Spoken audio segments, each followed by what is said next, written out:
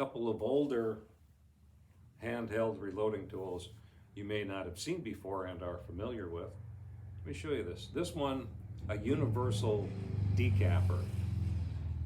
The shell holder is a universal, more universal design, and it's retained with a set screw here, and it can adjust fore and aft on the shaft.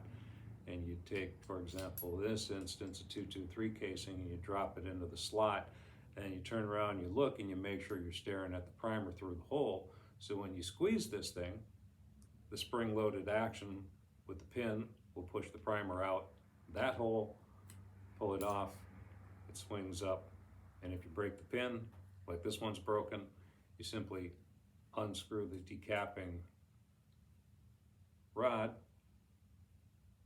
from where it's retained with this threaded stud, put a new one on there, screw it back in, go back.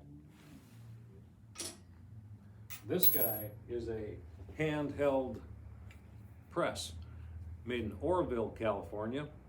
You know who's up there? RCBS. This one from Huntington Dies. And it's basically the same sort of thing that Lee still manufactures. So you'd use it as you would any single stage press. So decapping die, screw it in all the way down till you make contact with the shell holder. So when you put your casing in here, you got to remember now to hold this thing at a little bit of a back angle.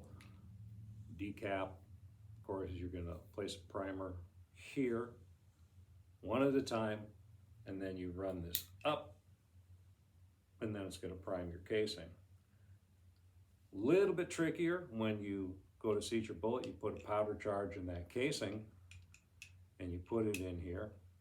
You got to remember to hold it at a back angle when you go to seat that projectile, because if you have a lapse of concentration and you do this, you just dumped your case with your powder charge onto the floor.